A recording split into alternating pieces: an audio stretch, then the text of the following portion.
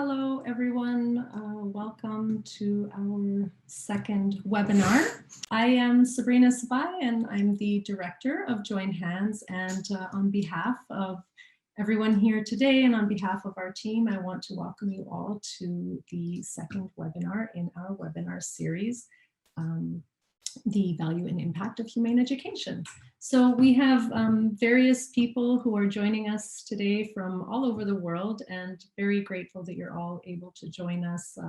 I know it's a very challenging time right now with the pandemic happening, so I hope that you're all staying safe and healthy. For those of you who don't know, our webinar series is being held as a part of our Caring for Life education program in Pakistan. Caring for Life education, or CFL, teaches children in primary school to treat people, animals, and the environment with respect and compassion. The goal is to help children develop character and virtue, to enhance civic harmony, and to foster pro-social citizenship. It's based on the United Nations UNESCO 4 Pillars of Education and complements the aims of the United Nations 17 Sustainable Development Goals that are part of a global agreement to transform our world, the 2030 Agenda for Sustainable Development. Again, for those of you who don't know, we'll deliver our program in 50 schools across the Sindh province, primary schools, in just the first year of our 3-year pilot program. By the end of the pilot, we hope to expand to hundreds of schools across the Sindh province, reaching thousands of children. So it's a really phenomenal opportunity. And it could not be done without our partner on this project from the government of Sindh, the absolutely incredible Sindh Education Foundation, or SEF. While we have a number of guests joining us, the webinar is specifically geared towards the Sindh Education Foundation master trainers, who are going to be instrumental in training the educators across the province, who are the teachers in the classrooms in the schools.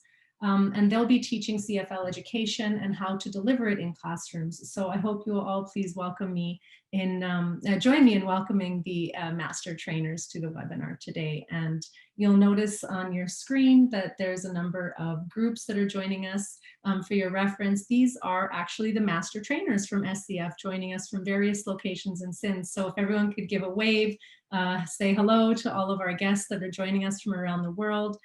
These are the master trainers, wonderful group of people, and our primary audience today. Our other two speakers presenting today will be covering material on humane education and animal and environmental welfare. What we would love, I know last time we were hoping that we would be able to get into more extensive detail about the topics, but just for everyone's reference, we're limited by the time that we have for the webinars. So the content that's covered for today's sessions and other sessions in the webinars will just be an introduction and an overview of all of these topics. But we're hoping that through the Q&A session and follow-up after the webinar series, we'll have an opportunity to get into further detail if anyone would like more information. Following the two presentations, we will have a Q&A session, and that's where attendees and guests and master trainers will have the opportunity to share their questions with the presenters. You can do so, for everyone's reference, you can do so through the Q&A feature on Zoom, and we'll do our best to address as many questions as possible. Last webinar, we had a ton of questions come in, which was really wonderful. So we did our best to attend to as many as possible. If there's repetitiveness with some questions, we'll try to just cover one, but we will do our best, just so that you know. If we miss your question, we'll make sure that we share that with the presenter after the webinar, if you would still like an answer to that question. So as a recap, for those of you who were not able to join us last month in webinar 1, we had presentations on the Sustainable Development Goals from the United Nations and how CFL aligned with those global goals. And we also learned about human behavior change and the role and the impact that our choices have on animal welfare and environmental welfare. Again, there was so many questions that came in, and it was really inspiring to see how thought-provoking the content was for everyone and how inspired everyone was to ask so many different questions. These specific topics that we're covering in the webinar series, just so that everyone knows, they're not actually addressed specifically or directly in the CFL curriculum. What we're doing is conducting these sessions to provide some supplementary information, particularly for the master trainers of SEF, so that they have an opportunity to consider the wide scope of the content that CFL covers and how it relates to different global issues in the context of caring for life. So again, CFL is, the purpose of it is to teach children to have care and compassion for humans, animals, and the environment for all living beings. And this revolves around an understanding of the concept of sentience and appreciating that all living beings have the capacity to experience and to feel. And to this end, it's vital that our actions towards animals and the environment and towards each other are rooted in respect and compassion for all life. And this is the premise that lies at the root of every single one of our presentations through the webinar series, and the theme that we'd like you to keep in the back of your minds as we go over all of these topics. For those of you who were here last month, if you recall, we'd like to begin our presentations with a little icebreaker activity for the master trainers before we begin the first presentation. Our presenters, for those of you who are joining us for the first time, share with us 5 icebreaker questions that we'd like to pose to you all. And this is for the master trainers and for all of the attendees who are joining us here today. And these questions are about their respective topics. CFL is rooted in inquiry-based learning methods. So that was our goal for today and with all the webinars, is to do our very best, given the constraints of a webinar, to interact with you all as much as possible. So that was the purpose of these icebreaker questions. I'd like to ask all of the MTs if you could grab your red and green colored cards from your brochures that we provided you for your survey questions so that you can hold those up for your answers. And for our remote attendees and all of our guests, we will be launching a poll in a moment with the same questions that we're sharing with the MTs. And this is an opportunity for you to participate in the survey as well. So when the poll appears in your window, you can just select the answer that applies to you. All right, so let's get started. So first question, Pakistan has laws protecting animals from abuse.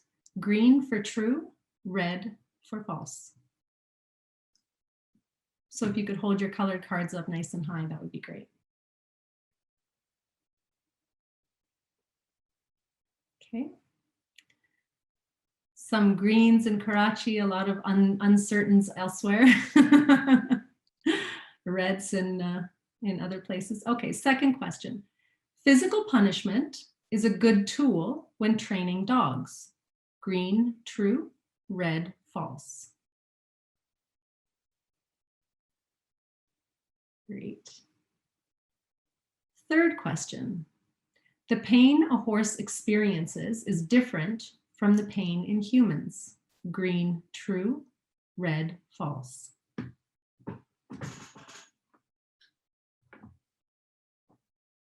Ah, interesting. We have a mix this time. Very good. Fourth question.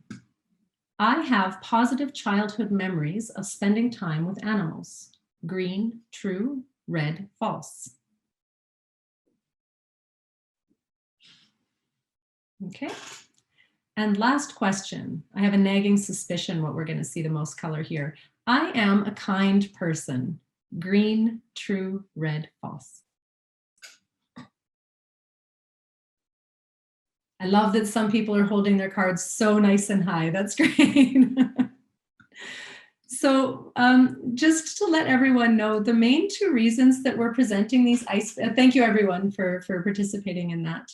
And thank you to our attendees who also participated in that poll. So there are 2 reasons that we're presenting these icebreaker questions to everybody. One is that we want to get your minds thinking about some of the topics that we're talking about, and understand that these issues are not always black and white, and that answers are not always blatantly obvious. So we wanted to start getting you thinking about the gray area of these topics. And the other reason is that we wanted our speakers, our presenters, to be able to see your responses so that they can get a sense of where your minds are at and what thoughts you have and what perceptions you have coming into the presentation, to maximize how engaging the presentation can be. Thank you, Mavish, who just posted the results of that poll. So if everyone wants to also take a look at those poll results to see where the answers were lying, that's very interesting. Without further ado, now that we're done the icebreaker, let's move on to our first presenter. Michael, I'll read through his bio here so you all know his background. It's quite fascinating. So let's introduce Michael. Michael Kaufman has been actively involved in human-animal interaction programs, animal welfare, and in humane education for 25 years. In 2005, he joined Green Chimneys Children's Services as Farm and Wildlife Director. He directs all aspects of the nature-based therapeutic and educational programs and supervises the institute dedicated to education and research on the human connection to animals and the natural world. Michael started his career as a humane educator at the American Society for the Prevention of Cruelty to Animals in New York City, and he continued, sorry, my script here is, he continued at the American Humane Association, AHA, a national child and animal protection organization that promotes the highest standards of competence among child welfare and animal care and control professionals.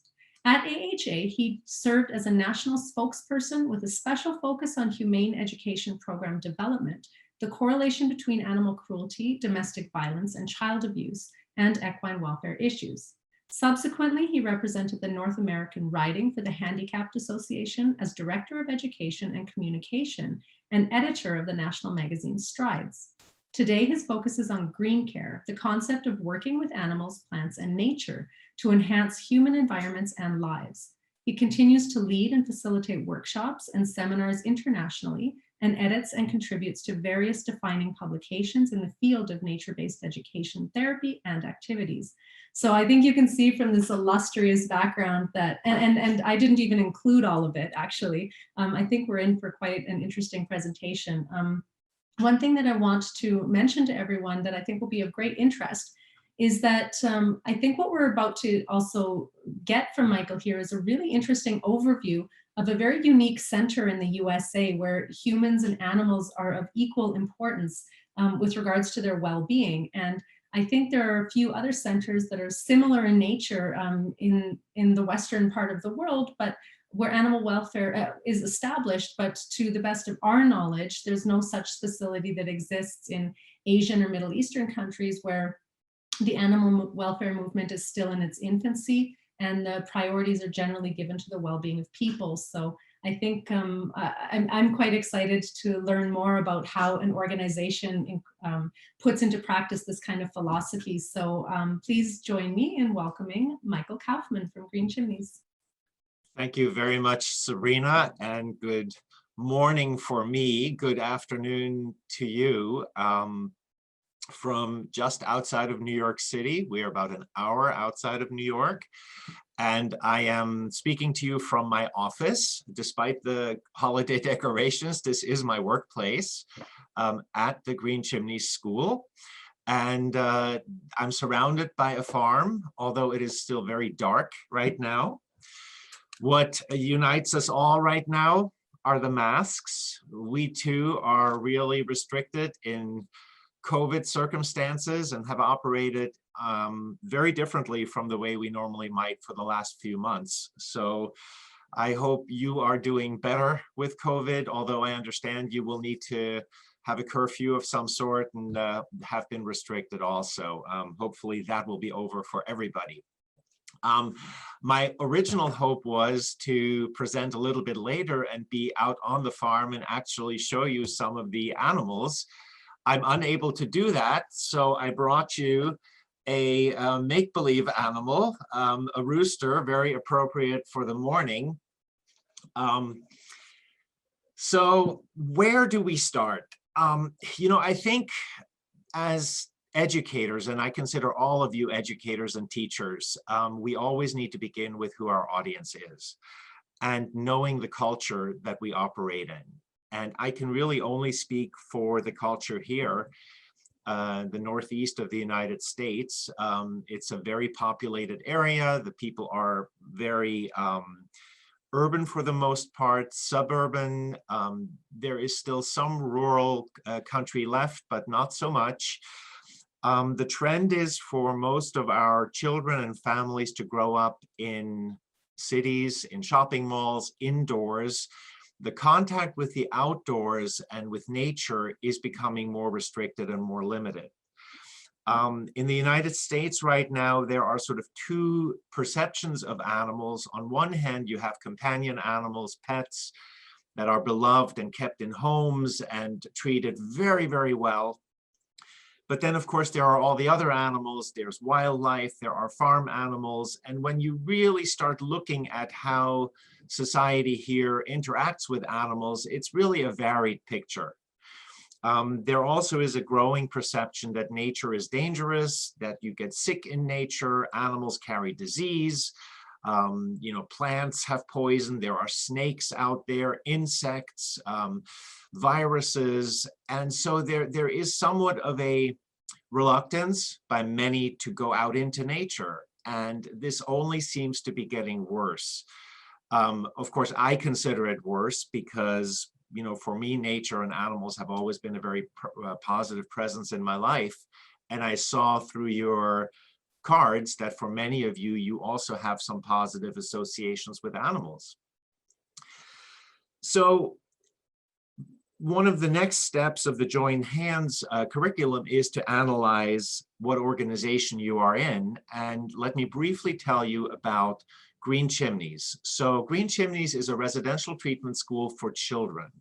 We work with children 6 years old to 18. They are mostly boys. They come to us from public schools and they have failed academically and socially. So these are children who have families that care about them, but the child is not able to function because of a psychiatric diagnosis.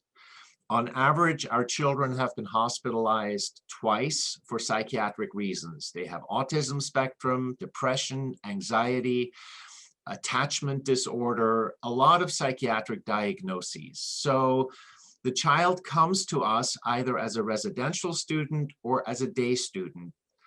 And the goal, the product of our organization is to help these children return to their family, return to their school, significantly better than how they came here.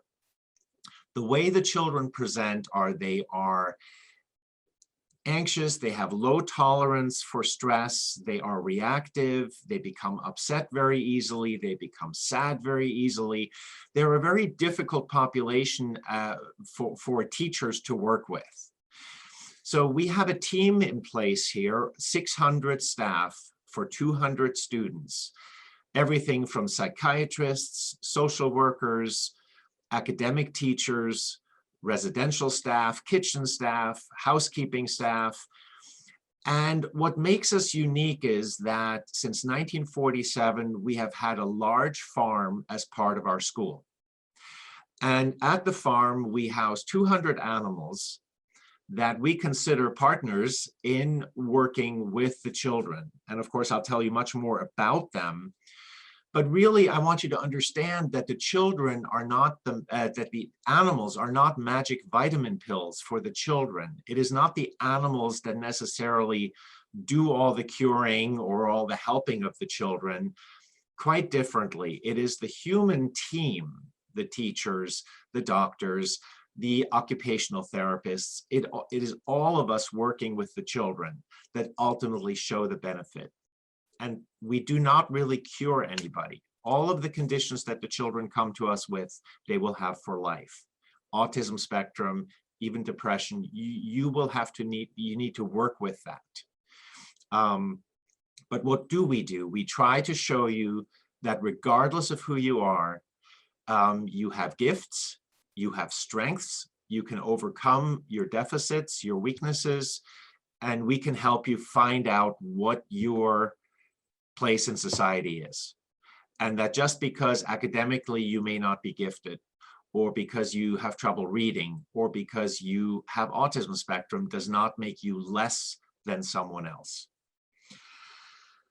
So when we create a plan for the children, it is an education plan, we have a mental health treatment plan, and overall goals. We want a child to become more confident, less frustrated with change, more able to accept new situations, being able to get along better with other children, and really being able to express themselves in appropriate ways, using their words, for example, rather than striking out or just becoming very quiet. Those are really our goals. Now I'm going to pivot briefly to how Green Chimneys started. Green Chimneys was founded by Dr. Samuel Ross, who at 19 years old in 1947 had a vision of starting a school in the country with animals and bring students there to help grow up with animals, take care of the animals. He was fortunate his father purchased a farm for him. This is the Green Chimneys farm still. Dr. Ross passed away in his late 80s about 4 years ago, but he has built this significant organization during his lifetime. And the one thing that has remained constant is that animals and nature continue to surround the students and are a big part of their experience when they come here. So how do we engage the children with animals? I said we have 200 of them. It splits into 5 different animal areas. We have a shelter dog interaction program. We have a wildlife rehabilitation center, an equine program with horses, a farm animal interaction program, and 2 large gardens where the children do horticulture, growing vegetables, and learning about the green things. The goal of these animal areas is not to make the children necessarily lifelong equestrians or farmers. What we hope is that the interaction with the nature-based areas will help us reach the children, build their inner strength, and make them more resilient. And Sabrina briefly talked about that being the goals of humane education. So how does the shelter dog interaction program work? Let's start there. We partner with an animal shelter that brings us a number of stray dogs that were found in the street. And the dogs are behavior tested so that we know that they are not vicious dogs, they are not unhealthy dogs. They get screened for all the necessary diseases, and by the time they come to our campus, we know that they are potentially good pet dogs. The students help take care of the dogs, interact with the dogs together with their teachers, with the social workers, and in the process build relationships with these animals. And what makes the program especially helpful is that the students also become part of the process of adopting these dogs into permanent homes. So after a few weeks of being here, the dog eventually will find their permanent home.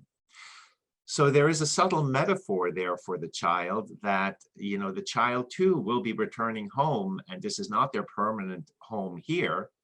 It is not the permanent home of the dogs. And for the children who are here to be taken care of, who have psychologists working with them, psychiatrists working with them, they are so used to being taken care of that with the dogs, they make a transition to become caretakers.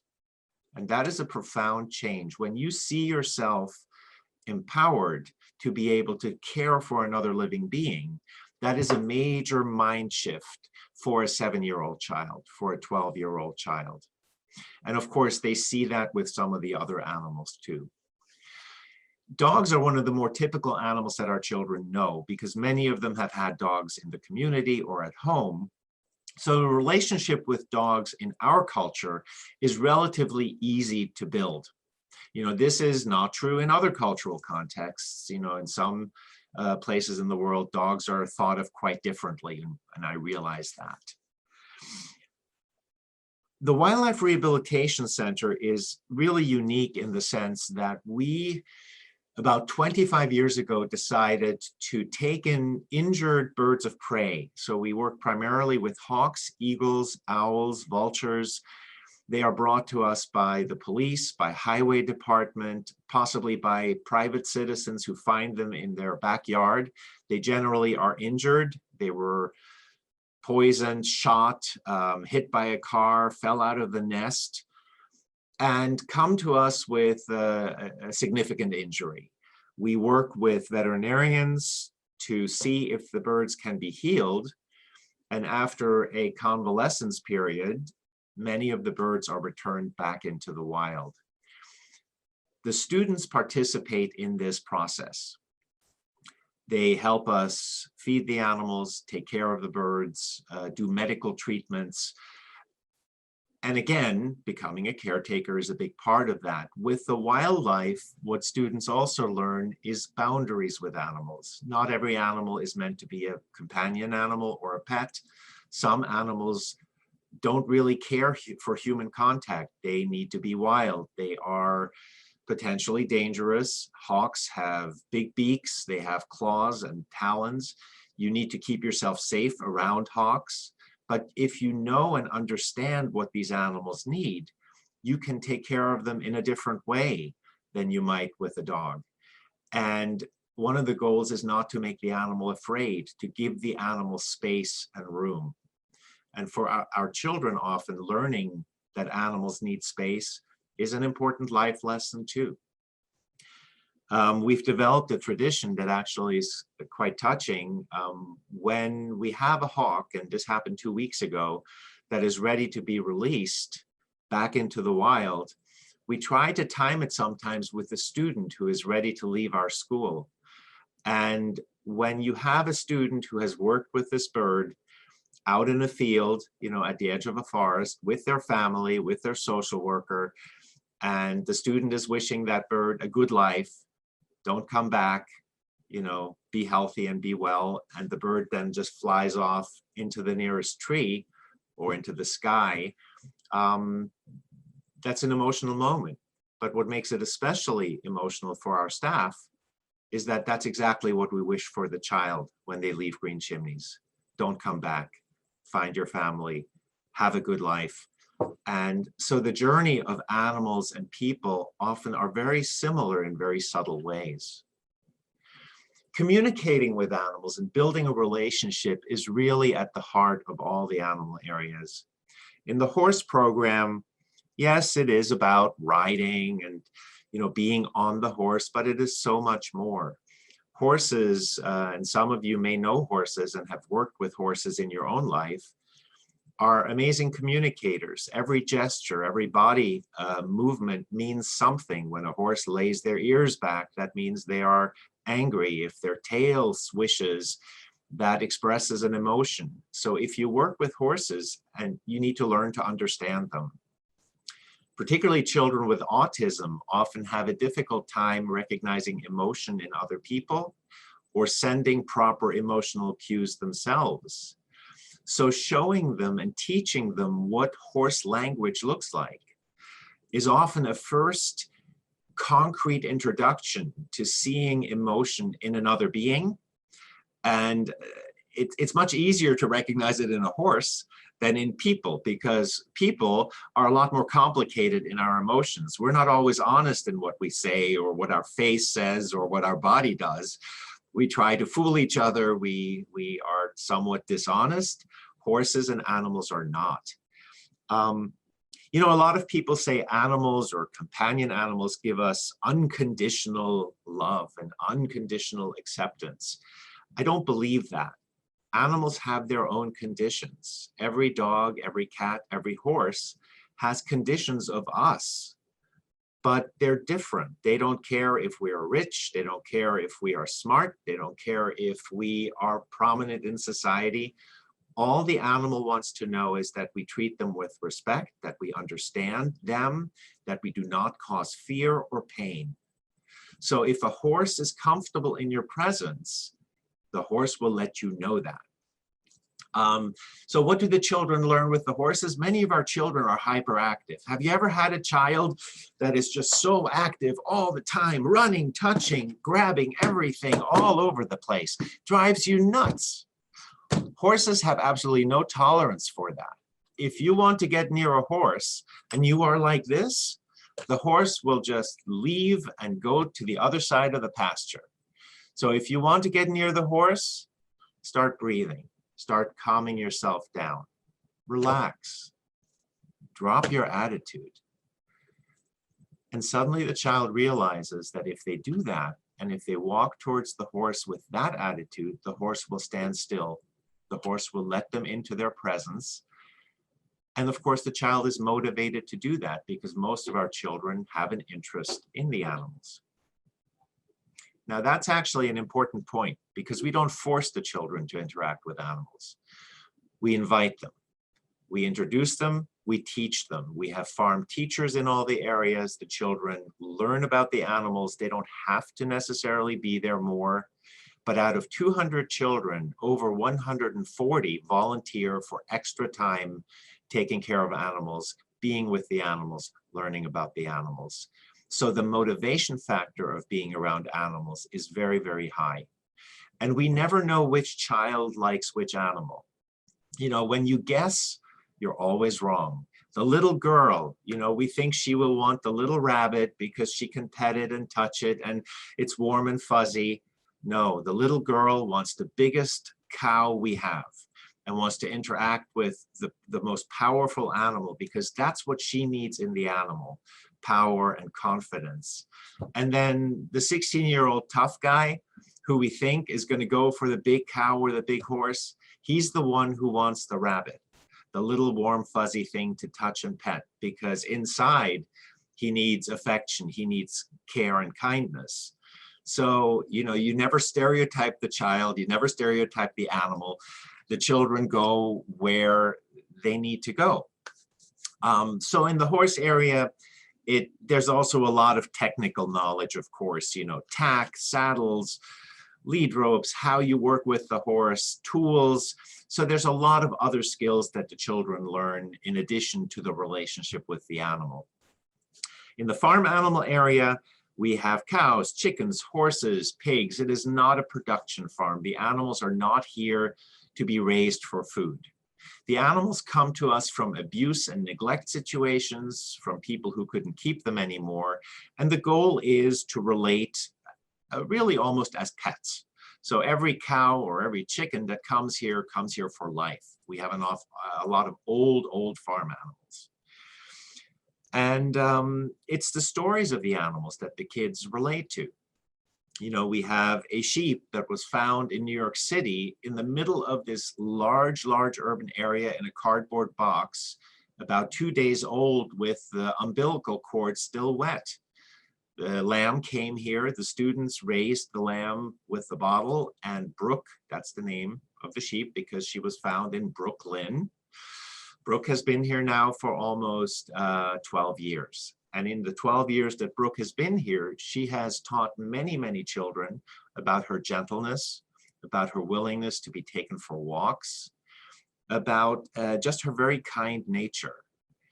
And many students have experienced some loss. Some have had parents die. Some have had grandparents pass away. There are a few that are foster children or orphans and are in adoptive families. And many of those children find a connection to Brooke because Brooke too was an orphan. Brooke too was found without a family. And so that's their connection.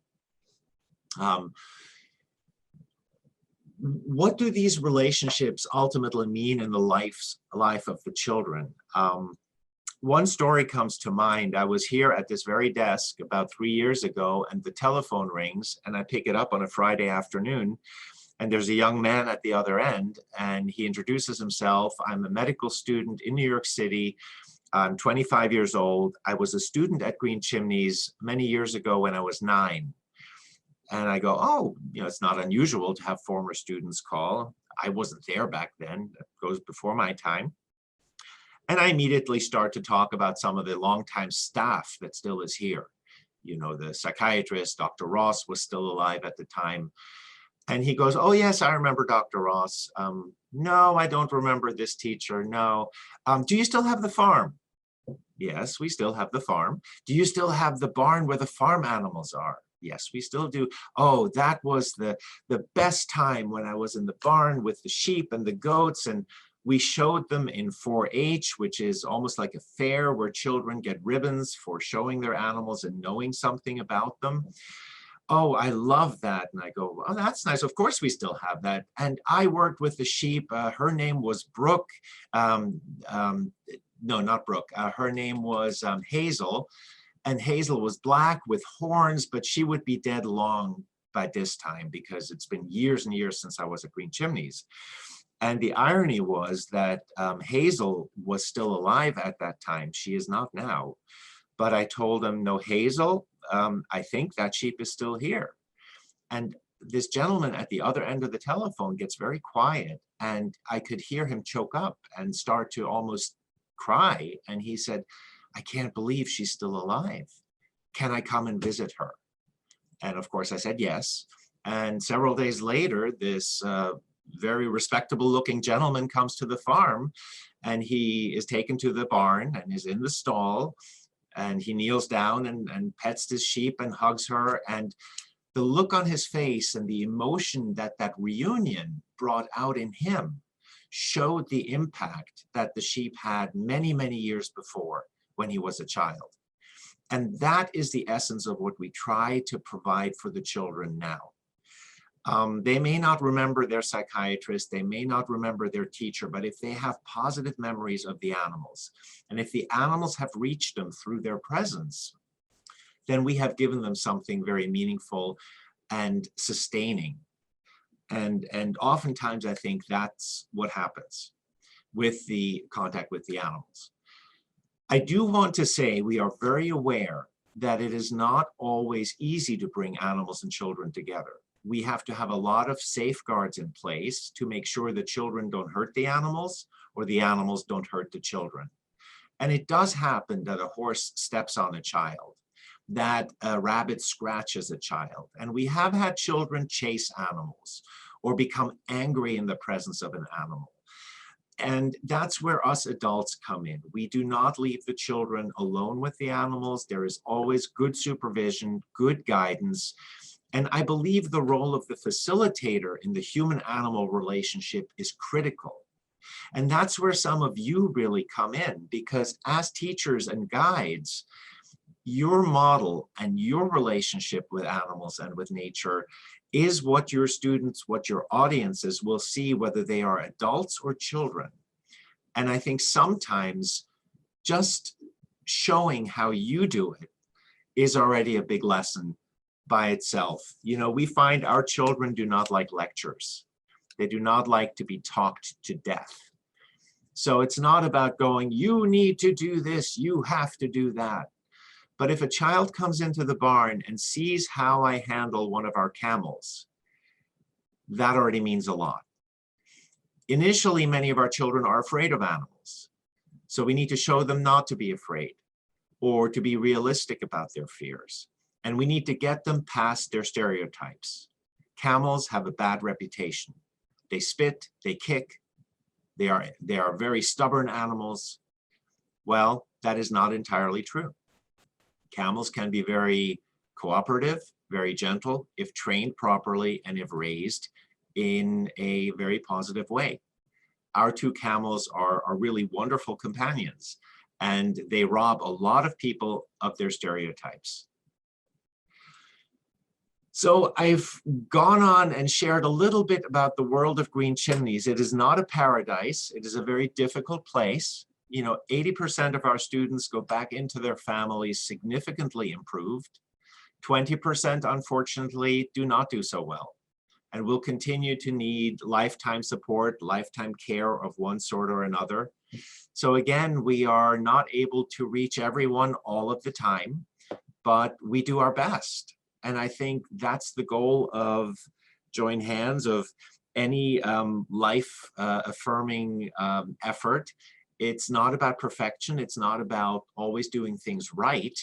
We are very self-critical all the time. We want to make sure that the animals thrive, that the children thrive, and mistakes definitely are made, and we learn from our mistakes. Yesterday, we had a mistake happen. One of the children was out on a trail ride, and he was not listening to the instructor, and he pulled on the reins in a crazy way, or he kicked the horse. The horse starts to trot, starts to run, gallops across the campus with the child on the back, running towards the barn. And unfortunately at the barn, the child falls off the horse. But he did not get hurt. He got a little scared. That's a lesson too. And of course, the way we explain it, the horse did not mean to hurt him. The horse was frightened.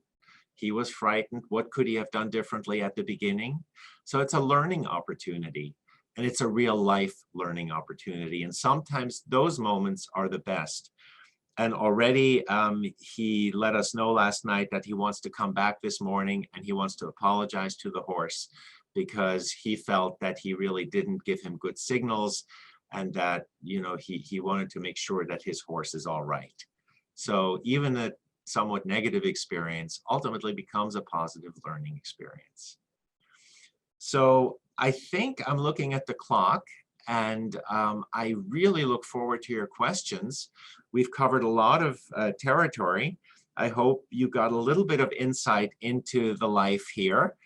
I did prepare some slides very quickly just to give you some pictures. Let's quickly go to the, this is Green Chimneys. You see the campus. That's part of our staff team at the bottom with me wearing the cowboy hat, and you see some of our animals. That's the full team.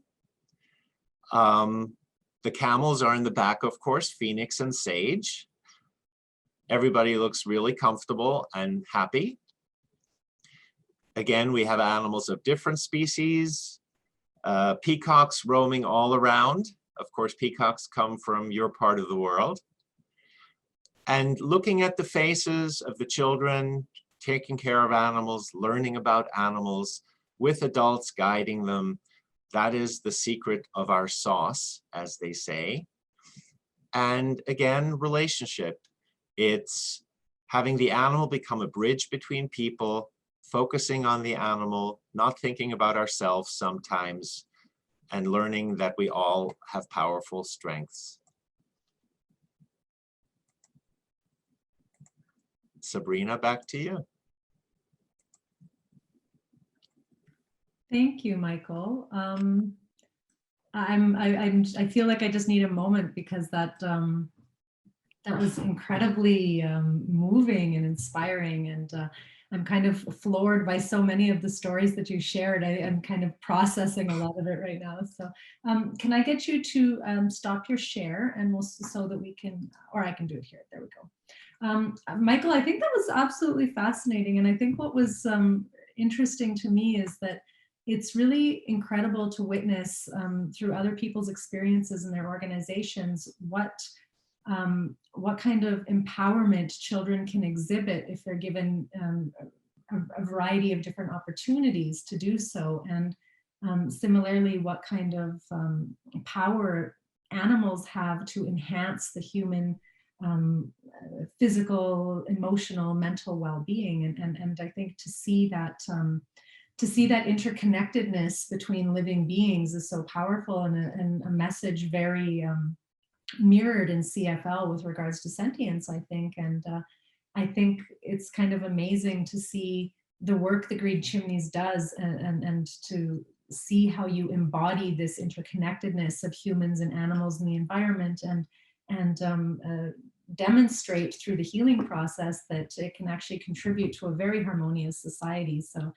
that was incredibly inspiring. And I knew a lot of information about Green Chimneys coming into this presentation, but I feel that now, having heard some of those stories, it's I'm getting a lot of messages in some of the chat features from various people saying, I want to visit Green Chimneys now. So I think you've got a few clients coming your way. Absolutely. And, you know, one of the joys of non-COVID times is we have welcomed people from all over the world who come here, who want to see how we do what we do. And it's really an honor when people come here. And, you know, again, we always try to tell people it's not perfection, it's not paradise, it's a real place, it's a difficult place, but it's also a very joyful place. Well, thank you. And I have a feeling we'll have a few questions coming in for you in that regard. Okay, so for those of you who do have questions for Michael, please do keep in mind that we will cover them in the Q&A session afterwards. And we'll move on to our next presenter. Thank you, Michael. Our next presentation will be covering information about animal and environmental welfare. So we've spent a little bit of time talking about the animal welfare side of things, and CFL is not just about animals and humans, but also about the environment. So we will touch on that in the next presentation and the role that humans play in environmental welfare. I think our next presenter is well known to many of our attendees, and I know we're all very excited to welcome her. Before we do, if you could grab all of your red and green cards again, and we will do, hi Dawn, we will see your red and green cards so that we can do our icebreaker questions. Remember to hold your cards nice and high so that the presenters can see your responses. And again, for our guest attendees, you can answer the questions in the poll feature once that's launched. So the first question is, extensive farming can meet the needs of humans and animals. Green for true, red for false.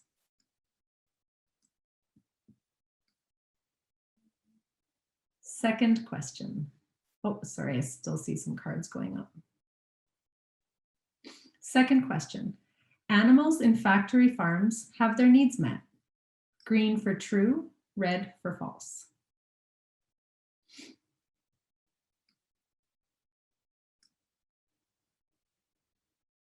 Third question. Factory farming is a good economic move for a country. Green for true, red for false.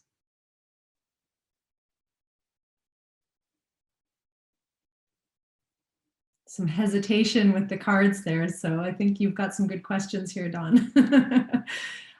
Fourth question. Factory farming relies on antibiotic usage. Green for true, red for false. You're really challenging them, Dawn. I can see this. There's a lot of wavering with the cards.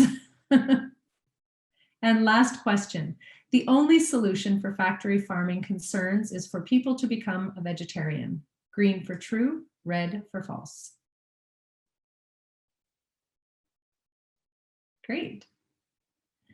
Okay, so thank you everyone for your responses. Mavish is putting that poll together there. Thank you to our attendees as well.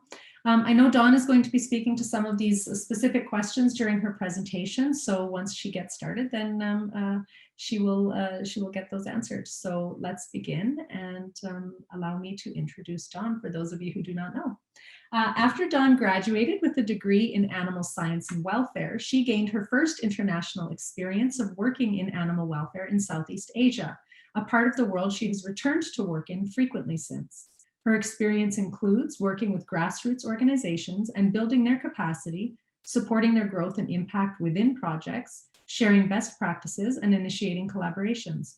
After a decade of working for large international organizations, Dawn took an opportunity to move further into the education arena, becoming a lecturer in animal management and gaining PGCE, Assessor and Quality Assurance qualifications. And over the next 9 years, rose to the challenge of becoming curriculum area manager for an agricultural college, lecturing in animal science. She is dedicated to the cause of ACTAsia, where she is the current director of programs, and sees the interconnection between people, animals, and the environment, and that the solutions lie within quality education and long-term behavior change. So she is no doubt an expert on what we are covering here today. So I hope you will all join me in welcoming the very lovely Dawn Peacock. Oh, thank you, Sabrina, and thank you everybody for having me here today. It is a privilege for me to be able to join you. And oh, I've just got the polls answers popped up, and I hope that they are a beginning to some of the things that we're going to cover today in this presentation. So I will just try and share. I have a little presentation ready, so I'll try and share this, and I hope that you can see it. So let's just try and do this. Where's my, how does that look? Does that, Sabrina, tell me if it's, yeah, that's okay. It looks good on this end, Dawn. Great, that's lovely. I'll just move the pictures out of the way. So yeah, the topic that I've been given today is humane farming practices and effects on the environment. And I couldn't be happier with the presentation we've just heard, talking about individual animals like Hazel and Brooke, because I think sometimes that can be lost when we start to talk about farming, and especially intensive farming. and then we will look also at the effects on the environment. I wanted to start with this slide today because I wanted to show this picture of the 1.6 Earths. So this picture is from World Overshoot Day, and that is the day in the year that we get to every year, and it's marked by the amount of resources that we use. And in 2020, the day was in July, and it told us that we are using 1.6 Earths worth of resources. So we really need to look at how much the environment we're using, the resources that we're taking for granted maybe, and look at ways that we can reduce our impact on the planet. So these are a few of the things that we'll talk about today. I have a nice video clip that fits the environment and climate change and loss of biodiversity, and I'll try to see if the technology will make that work. That'd be amazing. Then we'll look at factory farming or intensive farming versus extensive farming and what our picture of that is. We'll revisit Sentience, although I'm sure we've got experts in the master trainers in this subject now. And then I've got a couple of examples of how welfare of animals in intensive farming for dairy cows and broiler hens is affected. We'll touch on antimicrobial resistance and the use of antibiotics, and on how we can improve welfare and little things that can make a big difference to animals' needs being met. We'll definitely touch on factory farming being a good economic move for a country. And I saw in the questions that was a tricky one to answer. And the answer is just as complicated. And finally, we'll look at consumer power and what role we have and our choices have in both of these animal and environmental issues. And so to put this presentation together today, I've used lots of information from the WHO, from an amazing charity called Compassion in World Farming, and the RSPCA. And at the end of the presentation, there is a slide just with references on, because this will only be, I have only got time for a very short overview of these huge, huge subjects. So yeah, please use that if you want to dig a little bit deeper later on. So when we look at Pakistan and we look at some research about the farming situation there, this is a really good time to talk about factory farming, because at the moment in Pakistan, it's very small scale and extensive farming systems. And this is really ideal for us. This is what we want to see more of. But intensive style of factory farming will pop up, and people will see that economic factor and want to lean towards it and want to move. So it's good that you understand what the changes mean and what the impacts will be. I also need to say that I will interchange two words, factory farming and intensive farming. So that is high numbers of animals in very small spaces, and the extensive farming that we want to see is less animals, maybe mixed species, living in smaller groups but having more space. So I should just mention that before we go on as well. So factory farming versus extensive farming. Our view of farming doesn't often distinguish. When we mention farms, we don't think intensive or extensive. We normally will just think of the farms that we've visited, maybe the ones that we've been to, or our impression from TV, films, or books maybe. And so I've done a very sort of, I've given two pictures here, both very extreme pictures. You know, the picture on the left is the farmhouse with a small number of animals, different species, and a farming family will all take care of the animals and treat them with the respect and care, often sacrificing their own, you know, wealth and sleep to be able to care for these animals and give them a good life on the land. But this small number of animals and output from production isn't often enough. And because it doesn't make much money, factory farms have been seen as an answer to generate lots of you know, wealth for countries.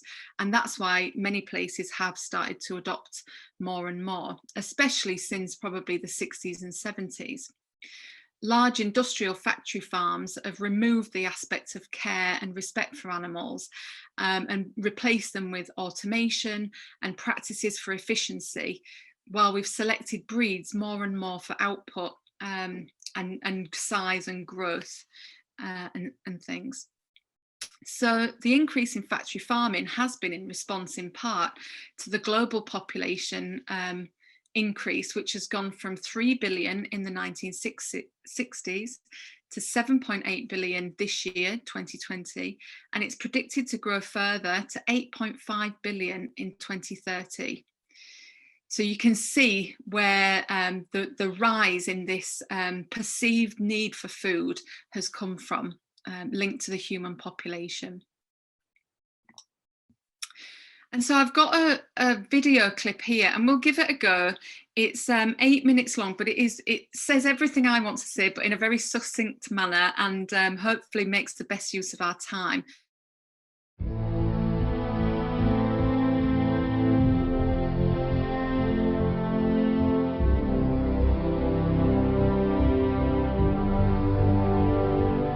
Planet Earth, a rich, diverse biosphere of awe-inspiring wonder.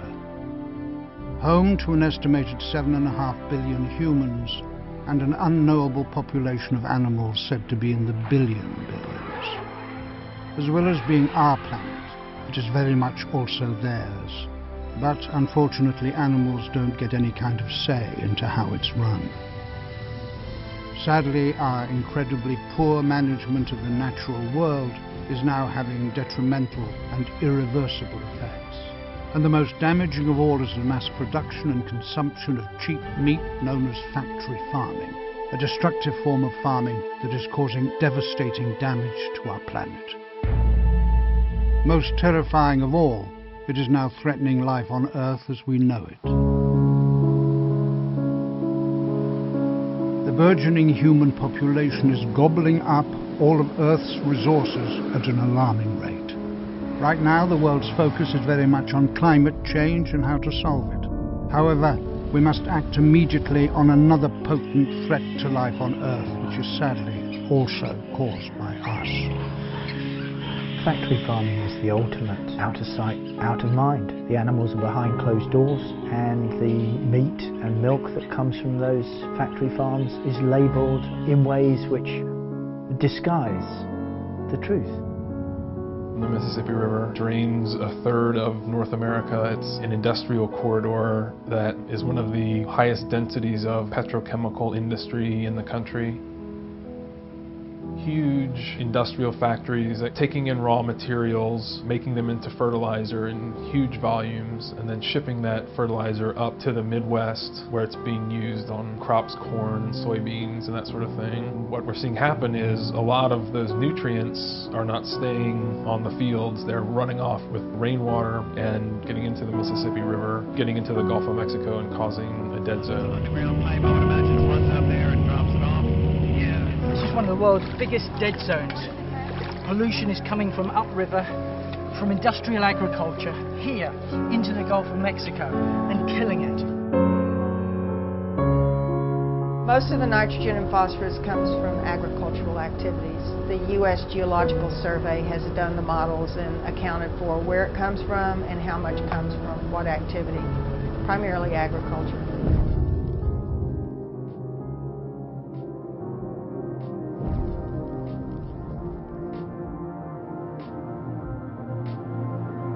The more corn they grow, the more fertilizer runs off into the river and comes down and makes the dead zone even larger. There is a mix of corn for cattle, corn for cars, and corn for people. But I really got the sense that the corn for people was the much smaller slice.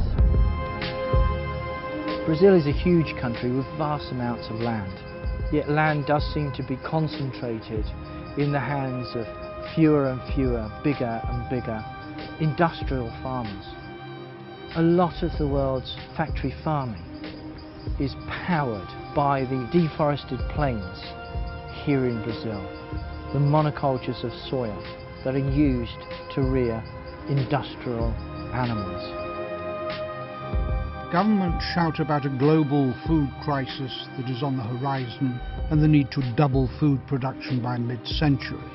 What they fail to acknowledge is that the food system already produces enough to feed everyone today and in the foreseeable future. I remain questioning of the use of vast acreages of land, not to feed people, but to feed cars and cattle.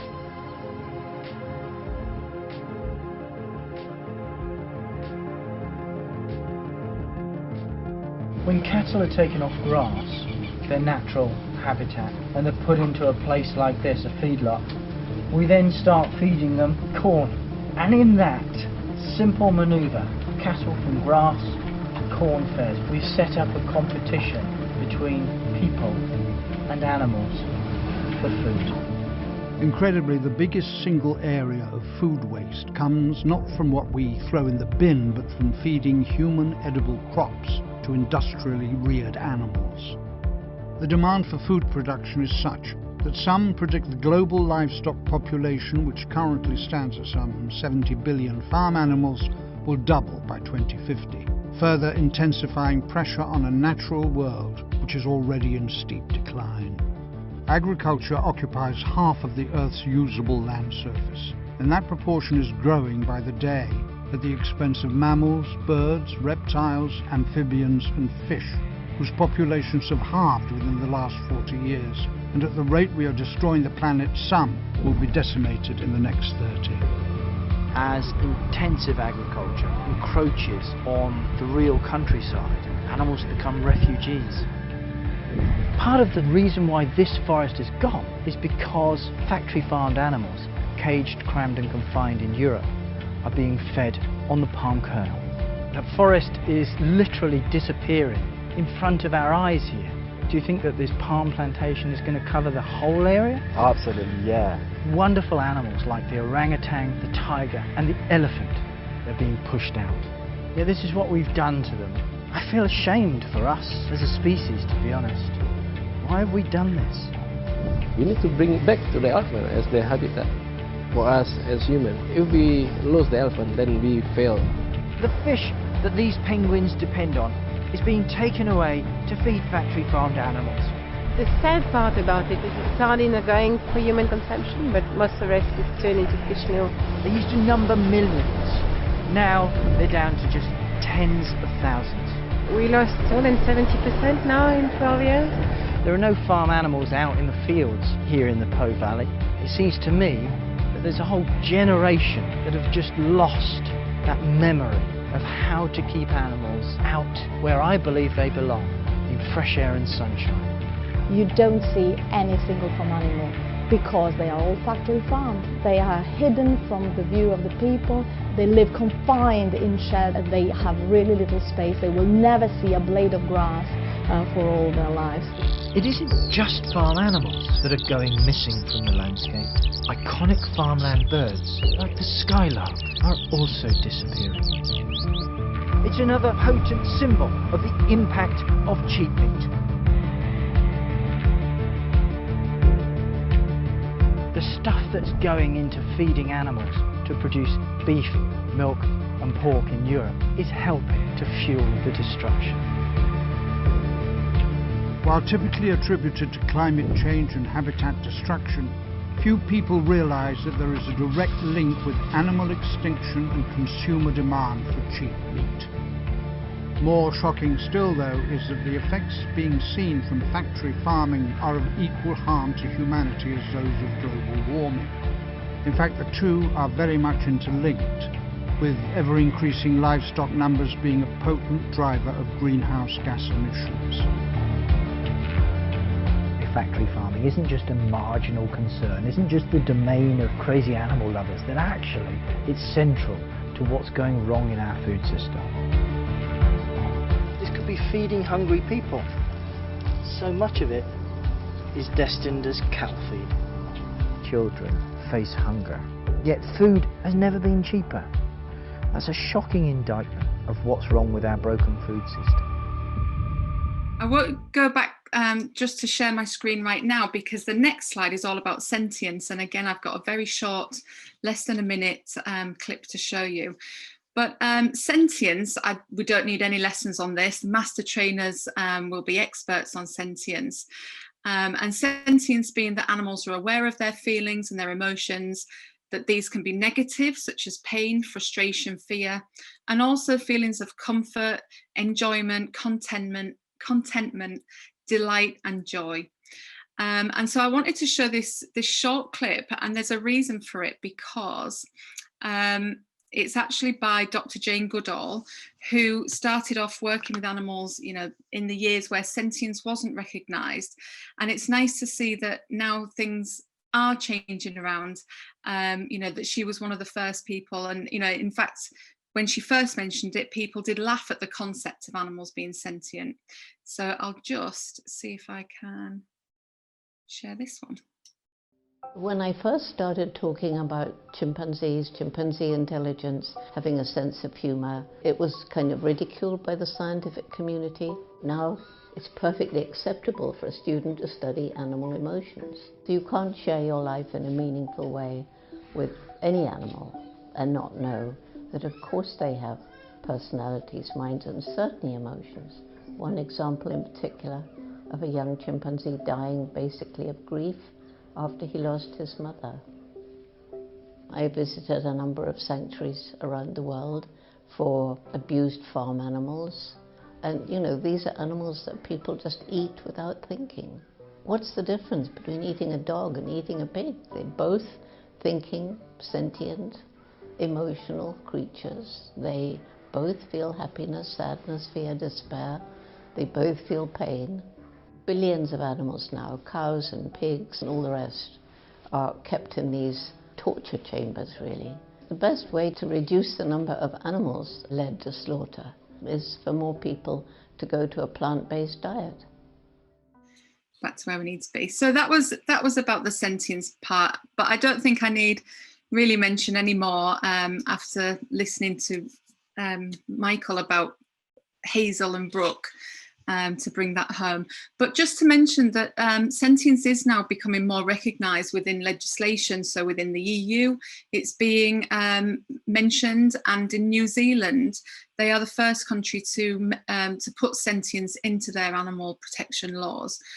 So this will become the way of the future, I'm sure. And so 2 examples to talk about. The first one being the dairy cow. And these, I want to talk briefly about the welfare issues that these animals face within farming systems, intensive farming systems. So with dairy cows, they can be 0 graze. So that means they never go outside. They never go to eat grass in fields. And we remove calves from their mothers from between hours old to 3 days of being born. And we would then hand rear calves that we wanted to keep with a substitute formula. We keep them in isolation so they don't get to mix with their peers and develop. And that will also keep them safe from disease. But we will mutilate them by debudding or removing horn buds if we need to, and tagging these animals. All of these things restrict the opportunity for good welfare.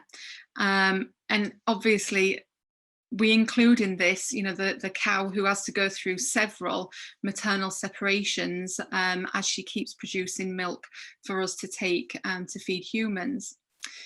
Cows are very social animals and can recognise between 50 and 70 individuals, and they do make lifelong friendships. We should make opportunities for them to be able to meet their needs, to lay comfortably and ruminate, chew the cud, communicate with each other. And a couple of the diseases, painful diseases that are routine or common within dairy farms is foot rot caused by lameness caused by foot rot and mastitis, and they're common for animals within these farming systems. The second example that I've got is the broiler chicken, and I use the term broiler chicken in that this is the meat version that we have domesticated from this red jungle fowl, which is here. And I'm hoping that somebody around one of these tables will have seen one of these wild birds out in the wild, because their home range does cover Pakistan. This was the chicken, the original chicken that all of our domestic poultry raised for chicken now is linked to.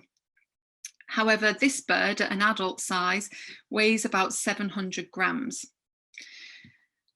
It does also mean that our chickens that we have on intensive farms now are all very genetically similar, but that also means that we leave them very vulnerable to disease, but we will come back to this later.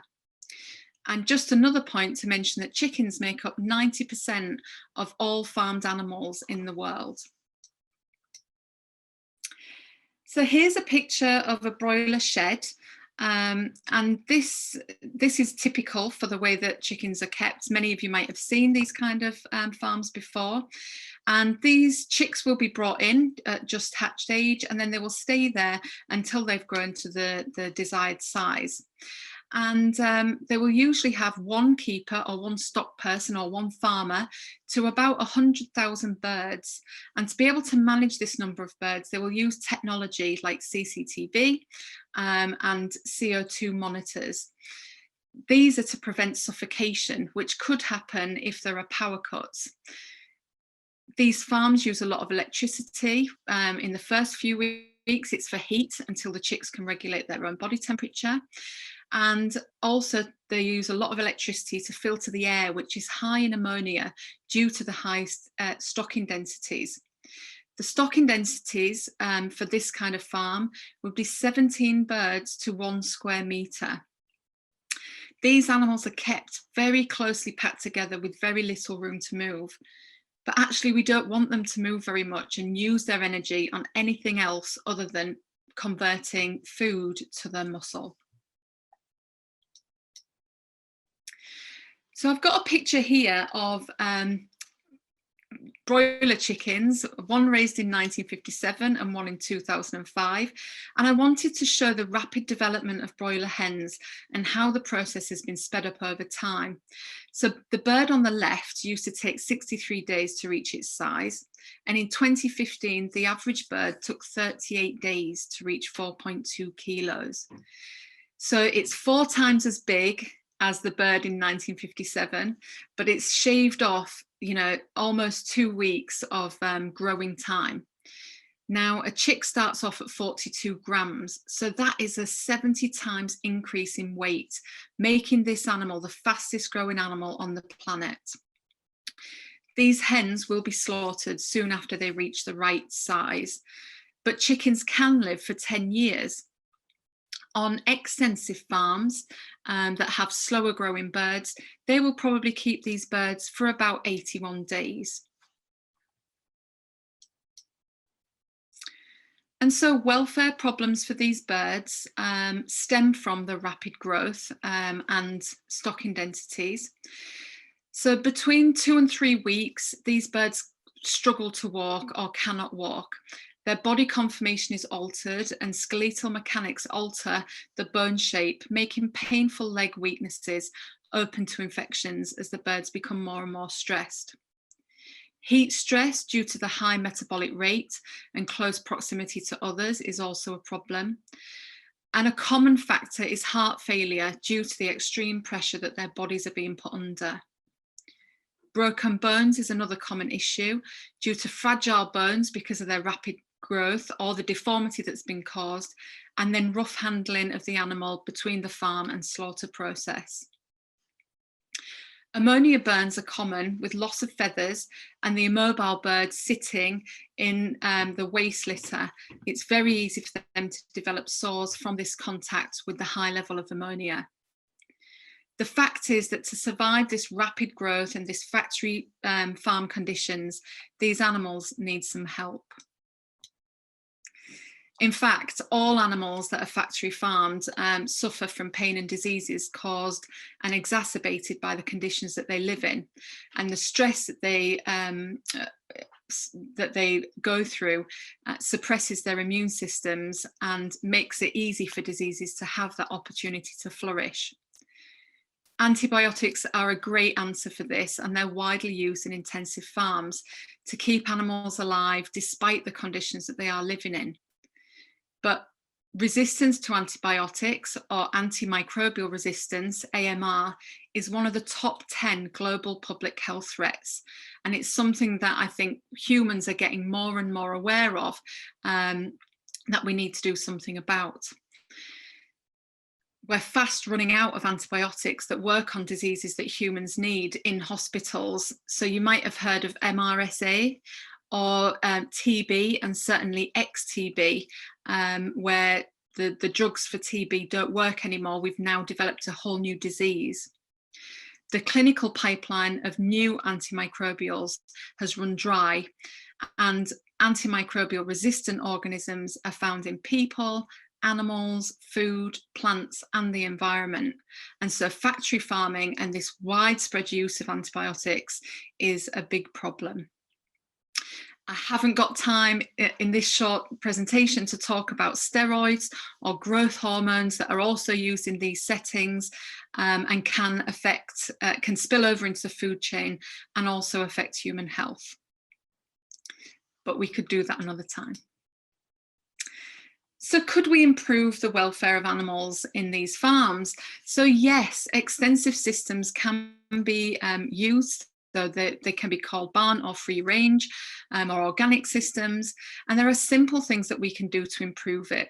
But the first one has to do with the stocking densities. And I've just given this as an example where we look at stocking densities of 17 birds to 1 square metre versus 12, or even versus 10. And by the way, this is a really good classroom activity if you ever get to do this, where children can make their own chickens, colour them in, make a little stand for them, and then work out how they would have to sit to fit in 1 square metre. And then what would they suggest would be a more appropriate stocking density. So these are just some pictures of examples of things that we can do to make welfare better. Putting in straw bales, perches for birds, having windows with natural lights that can regulate their circadian rhythm, possibility of going outside even, depending on the farm, and scattering different foods. There's a picture of corn here, but it could be anything, fruit and veg, in addition to their pellet food that they would get from feeders. So back to this interesting one, factory farming is a good economic move for a country. I think we would all instinctively say, yes, it's going to make your country lots of money. It's going to be good for the economy. But actually, we do need to consider some of the risks to human health, and weigh them up somehow against these pound signs or dollar signs that we can see. I've given some examples here of bird flu or avian influenza types A, and these have all been found in the last 20 years, so since 1997 up to 2016. The final one, the newest one, hasn't infected humans to date, but H5N6 has. And we've also found recently, so this year, a couple of months ago, up to now, we've found this strain of bird flu in UK farms and in UK wild birds as well. So different strain to the one that is in China, but again, maybe that's even more worrying. I think when I researched this to talk to you about it today, I was quite shocked at how quickly we developed 4 different strains of a bird flu, 3 of which that can infect humans. And it just shows that there is that pattern of these diseases that are coming up within intensive farms with the potential to spill into the human population. Maybe COVID should have been less of a surprise after all. In the UK and in Europe, there are now annual disease cull cycles. So for the bird flu that we found in the UK, 30,000 birds will be killed, and then they will restock in the next cycle for growing.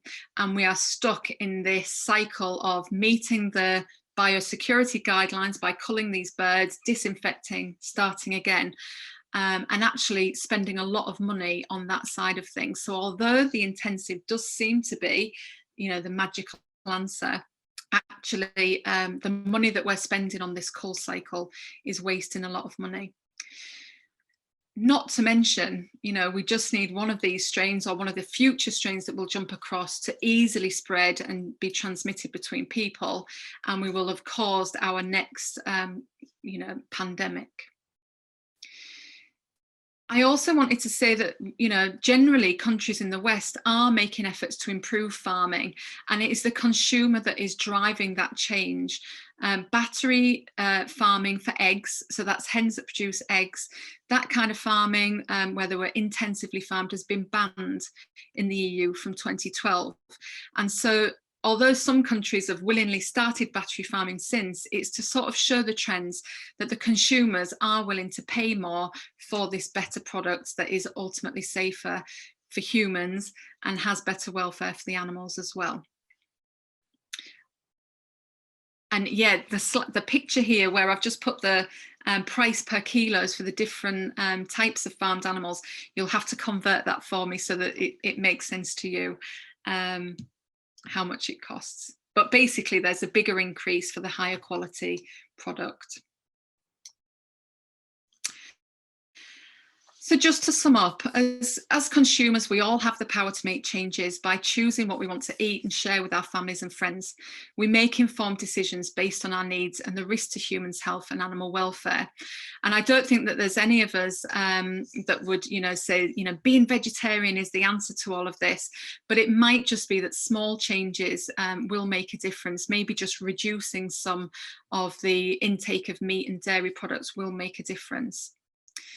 We understand that what we buy is connected and impacts other people, animals, and our environment.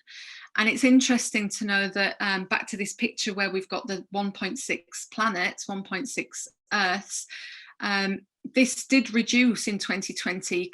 Imagine through all the lockdowns from COVID across the world, it did reduce by 14%. But the world's food print remains exactly the same. And so I will put some links to some quizzes and carbon footprint calculators so that you can have a look at that. And it's quite fun to do with a class, with students, but it's quite good to do with your teams as well, just to find out what it is that you could change that would make a bigger difference to the planet. So thank you for listening. I hope I'm within the time frame somehow. I haven't looked at a clock, but I'm very much looking forward to questions and the discussion interactive session. Thank you, Dawn. Thank you.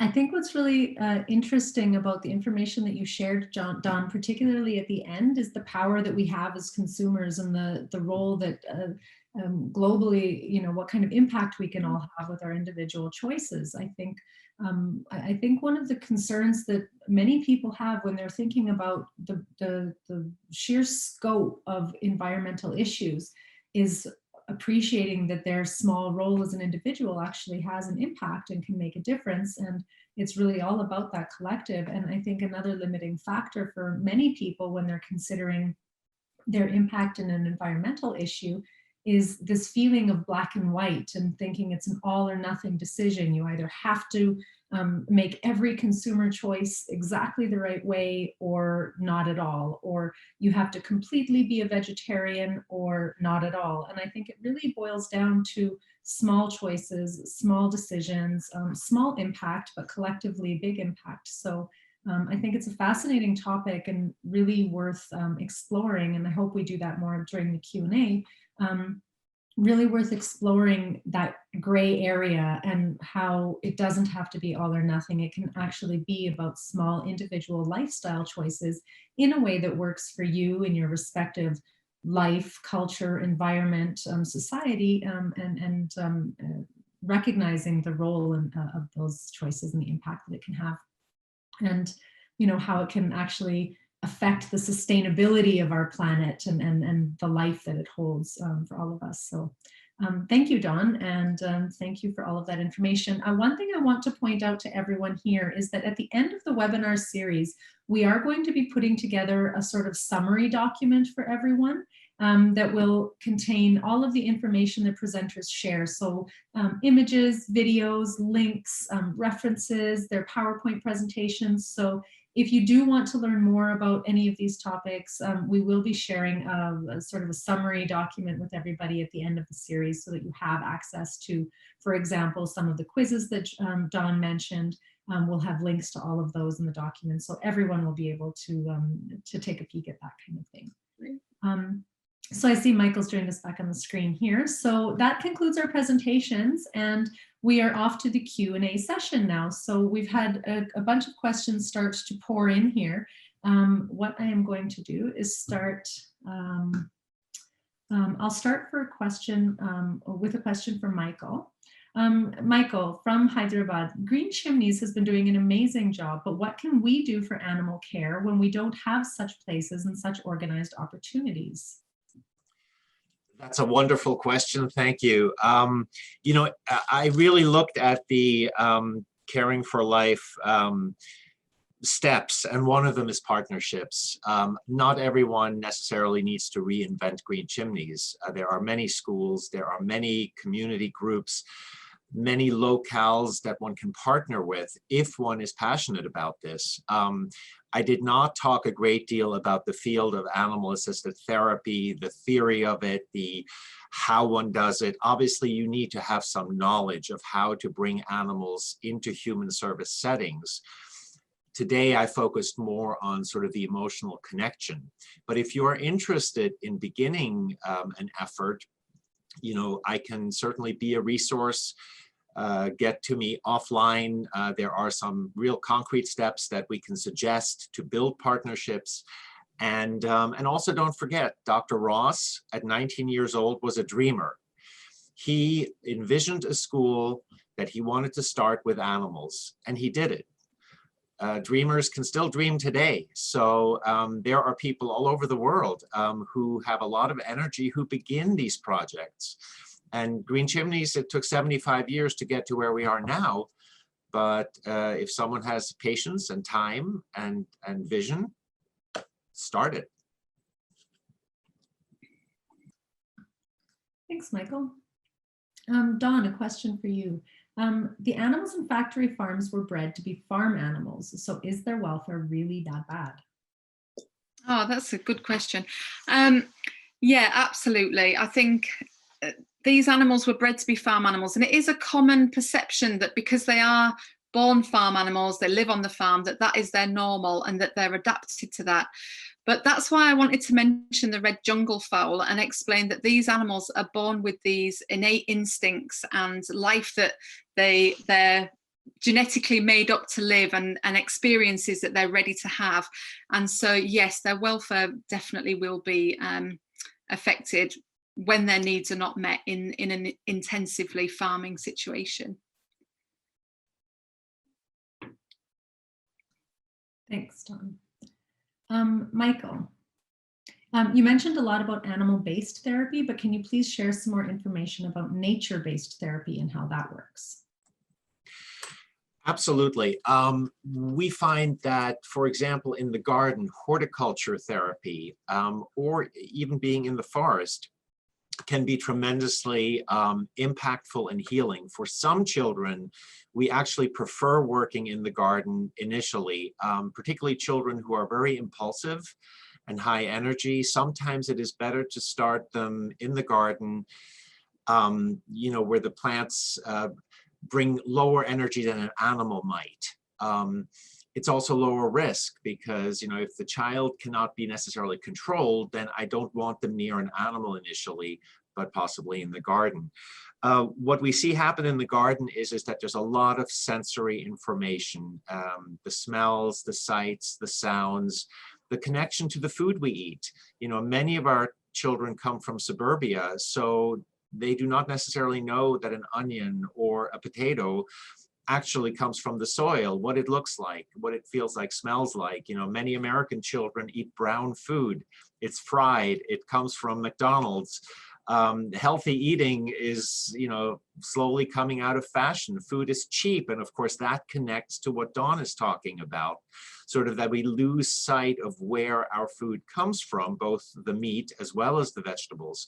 So yes, being out in nature, again, guided can really sustain and give the children a lot. And of course, at Green Chimneys, from morning until evening, you are surrounded by our beautiful forests, by our environment. And so that naturally supports the kids too. Thanks, Michael. Dawn, I'm going to ask, well, they're linked questions, but I'll ask them separately. One question is, how can we protect wild animals? And what if it's challenging or not possible in a particular area? How can we protect wild animals? Wild animals. I suspect it's probably in relation to how you mentioned that the extensive factory farming is de facto impacting wild animals. Oh, it's a hard one because intensive farms will destroy and damage the environment that are around them. So we will lose wild species, first of all, by clearing land for farms. We will lose biodiversity by clearing land for the food that we're going to feed the animals on the farms as well. Even in crop and plant production, we will lose species because of the heavy fertilizers and pesticide use. So really, we need to look at reducing all of those things to protect wildlife and keep their areas wild and protect them intact, before we start destroying them. Sabrina, this is Michael. I just very quickly wanted to jump in on this question too. Yes, as consumers, we have power. Do we buy tropical hardwoods that come from the rainforest? But one of the things we often forget is that wildlife starts right outside our apartment, right outside our building. Wildlife is in our street. And the power in our own garden, immediately, that's really where I find that, the sense of being overwhelmed of what can we really do about it stops, because, the rehabilitation we do with our birds, that's here, that helps this hawk today in my immediate area. And maybe if you facilitators can show your audiences about what they can actually do in their own life for wildlife, whether it's feeding birds, whether it's creating a habitat. Sometimes that's where the passion can really start and then generalize into some of the broader issues. I think that's a good point, Michael. And actually, I think it's kind of a fantastic segue to the next question, because I think so often people feel, as we said before, what kind of difference can I make? And the problem feels so big. And I think, for all of us watching the webinar here today, we're experiencing those questions as an individual. But if we kind of bring it back home to the key audience for the webinar, which is our master trainers who are teaching the CFL program in schools, then we want to take it back or take it further and not just have it be an individual consideration, but a teaching consideration. How can we take this information and teach teachers and teach children about these concepts? So the next question that I'll pose to you is related to that, which is, how can we utilize local animals in schools as educators? Well, again, that depends on your community and what options you have, and culturally what's appropriate. I had a friend who wanted to bring animal-assisted therapy to the Arab Emirates, and she brought her service dog with her, and she failed because nobody really wanted to have a dog visit, because generally dogs were not seen as something very positive. So in that case, I said, if you had a hawk and you visited with a hawk, you might have a better reception, because hawks are very valued and respected animals. So you need to know your audience, and then also what kind of animals do you have? You need some training. You need to know how to do it safely. You need to be aware of animal diseases, how to prevent them. There's a study behind it. And again, there are places where you can get the knowledge to do that. So it's a little bit more than simply taking an animal and bringing it into a school. or bringing it into a nursing home or into a hospital. All of those places can actually benefit from animals. And I just have to tell you, I'm a little bit older now. When I was younger, in many places, the thought of bringing an animal into a hospital was crazy. You know, doctors and nurses were concerned about infection, and how could you possibly bring a dog into a hospital room? But this is now common in the United States. It's common in Europe, in Japan. Many countries have established programs. I don't exactly know how Pakistan is, but I imagine you probably still have a way to go with that. But the benefits of those interactions far outweigh the risk. Thanks, Michael. We're having a lot of questions pile in now, which is fantastic, and I hope we can cover most of them. So in advance, I apologize to those of you if we're not able to get to your question, but we'll try our best. Let's shift gears for a moment, because we're talking a lot about animal welfare, but one thing that we want to make sure we don't gloss over, because it is a very significant part of CFL education, is environmental welfare. So Dawn, a question for you. How can an individual perform a role to reduce environmental pollution to save life on the planet? Oh, that's a good one. So there's lots of different ways, and obviously the first biggest polluter for the world is fossil fuels and our use of non-renewable energy. So we can look at changes that we can use maybe with our home supplies of energy and things that we use. Definitely reducing meat, perfection not necessary, but reducing the amount of meat, because that affects greenhouse gases that come from methane on factory farms, right through to transport choices and opportunities that are available to us. We can look at that. Recycling, really valuable to be able to reuse things, and I know in lots of countries they were probably doing this a lot better before we sent lots of plastic Coca-Cola bottles and things across. So it's about choosing things that you want to buy, choosing things that you want to spend your money on, just normal living, but looking for the ways that you can reduce single-use plastics, recycle what things that you have already, decide carefully what transport you get on or how often, and look at making small changes like that. Good. I'd like to pose this question to both of you, actually, and I'm going to reword it slightly. The question is, what would be the impact of educating human beings on the ethical and moral treatment of animals? And I'd like to extend that question to say the ethical and moral treatment of nature and the environment. So I'd like to pose that question to both of you.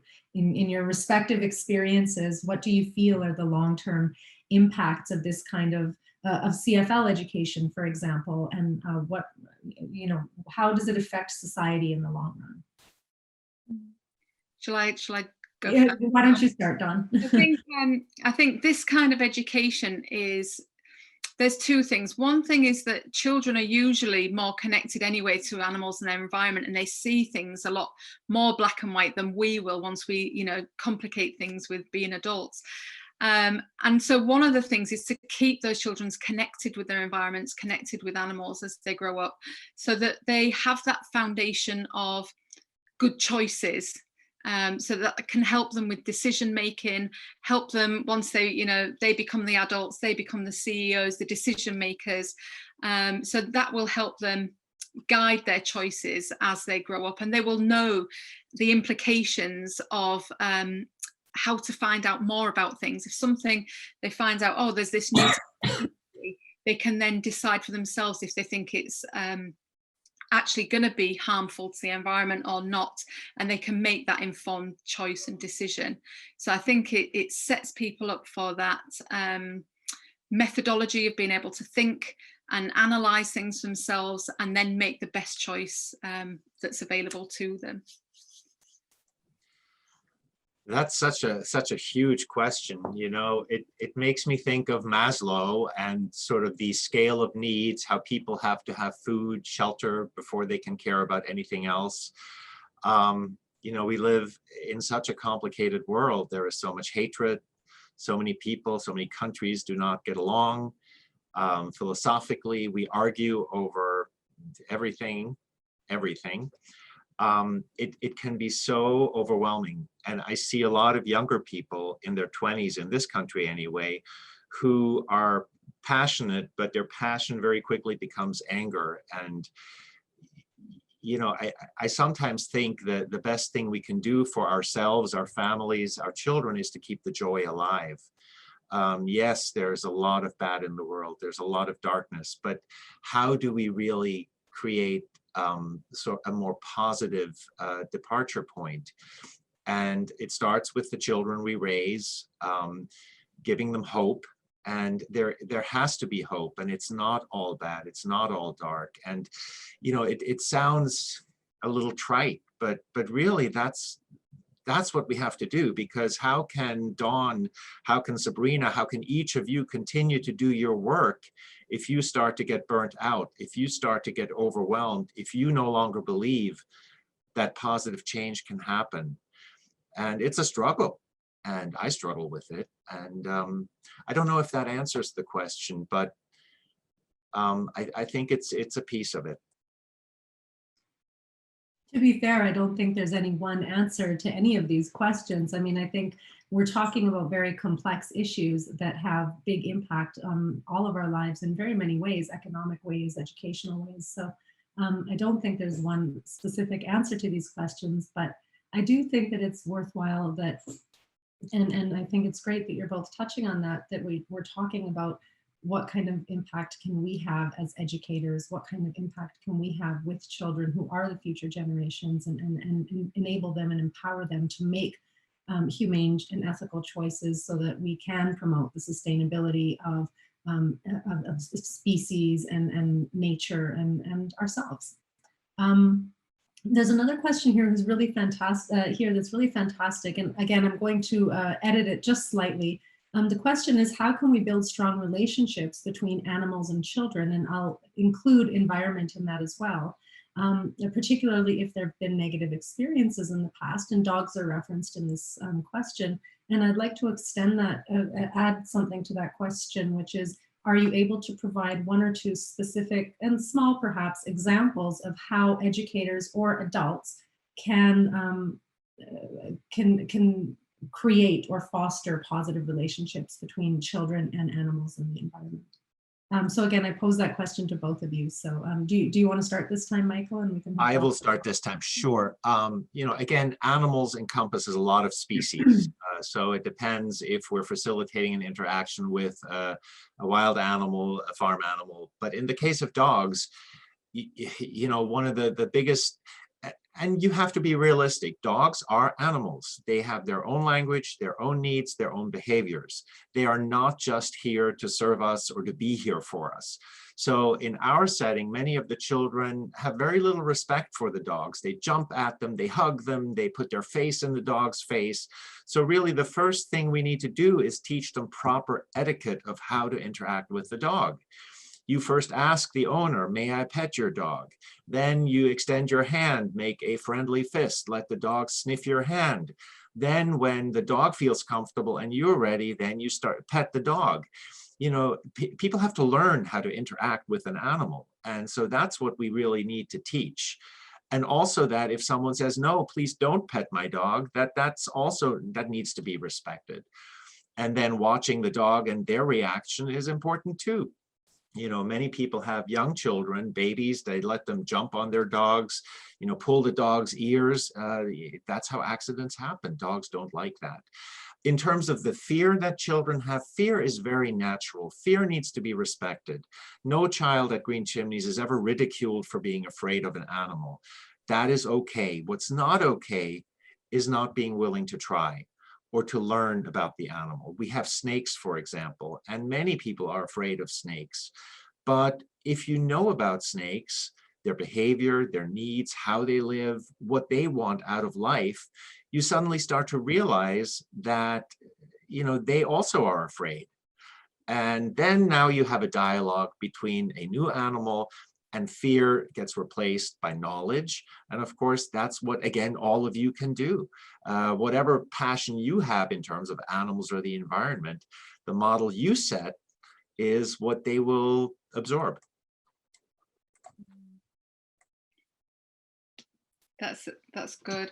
I've thought about this. I think that the understanding has to be there for children, and sometimes it's just about, because sometimes children will just naturally have positive relationships with animals until something happens.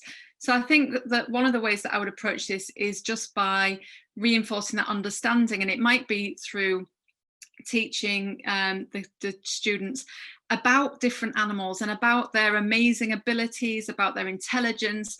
I was watching a fantastic clip from National Geographic earlier about crows that have been trained to pick up plastic and pop it into a recycling bin, and then they get a food reward later on. So these are the kind of things that I would try and reconnect that child to the amazing abilities and intelligences that these animals have, and get them curious and excited, you know, about their talents, about their languages, I suppose, to start rebuilding that relationship.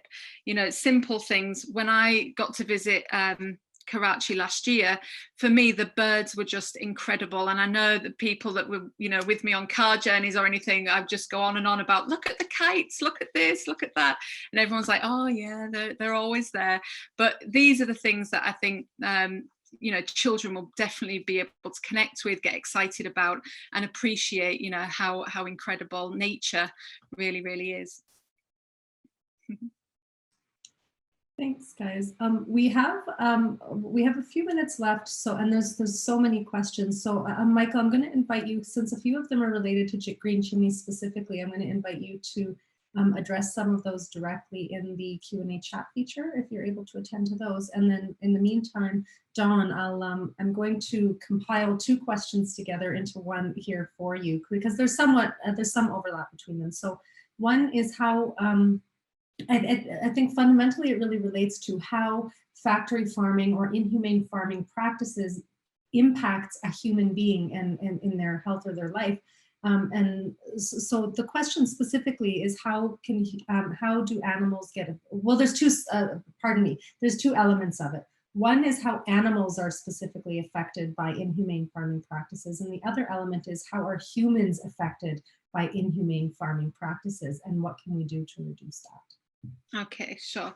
I'll start with the animals because that's quite straightforward, and I'll link back to those examples of the dairy cow, the broiler hens, where their needs of, you know, varied diet, space, environment, able to be social or able to withdraw, freedom from pain and distress, these needs are not being met within factory farms.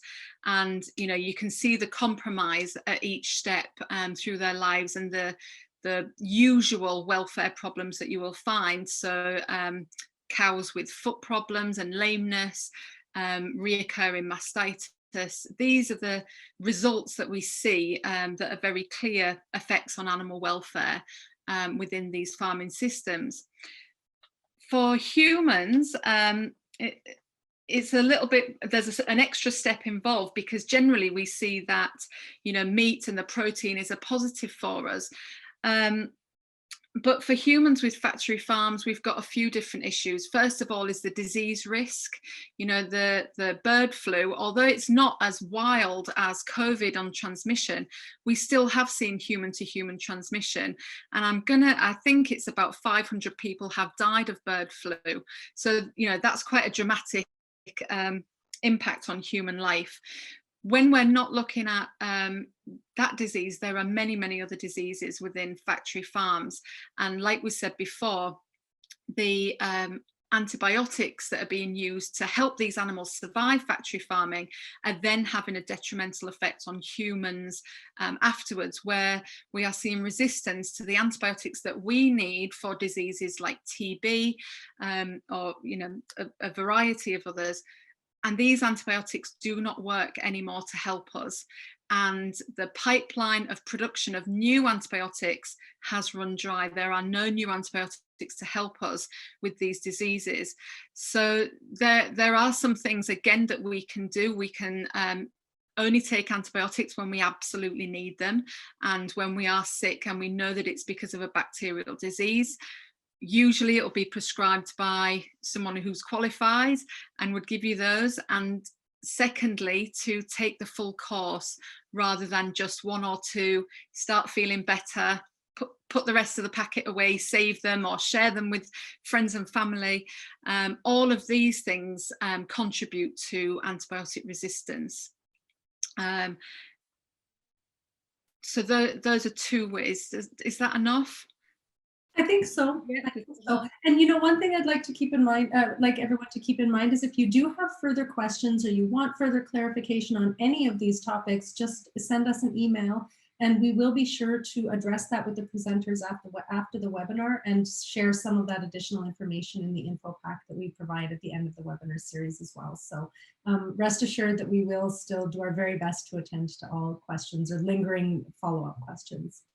I'm mindful of the time and that in Pakistan, people do need to be wrapping up right away. So I want to thank all of the MTs and all of the attendees for sharing all of their wonderful, very thought-provoking questions. I'm continuing to be so amazed at how wonderful and challenging and insightful all of these questions are. And I wish we had more time to go over the questions, but in any case, I'm very grateful for the questions you did share. I hope that for the master trainers that you found, even though this content is not directly a part of the CFL curriculum, I do hope that you found the information helpful, that you'll find it applicable when you are doing your teacher training for the CFL in the coming academic year. So if you do have further questions about it or would like more information about any of these topics, do let us know, but I do hope that you found it useful. For all of those attending, master trainers, as well as our guest attendees, if you would like to learn more about the organizations that Dawn and Michael are representing today, I'm sure, I know I want to learn even more about them after all of the information shared. You can learn more about them at their website. So Michael is with Green Chimneys in the USA, and you can find more information on that at greenchimneys.org. And if you would like to learn more about ACTAsia, where Dawn is the director of programs there, you can go to actasia.org. And lastly, I want to thank once again the Government of Sindh Education Foundation. Without you and without all of the master trainers, this program would not have been possible to launch in Pakistan. You are the pivotal key for sharing all of this information, and you guys are really you guys are the change makers, and you're the one who's sharing the information. So without you, we would be nowhere. And the children of Pakistan, I think I can speak on behalf of them. I hope I can. Maybe it's an arrogant thing to say, but I feel that the children in Sindh and the children in Pakistan will be very much better off for all of the wonderful information that you'll be sharing with them. If you would like to learn more about Sindh Education Foundation, you can learn more at sef.org.pk.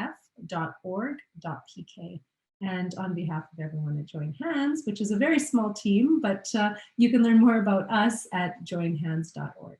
Our next webinar will take place next year, which is on January 12th. And I hope that you will be able to join us for that.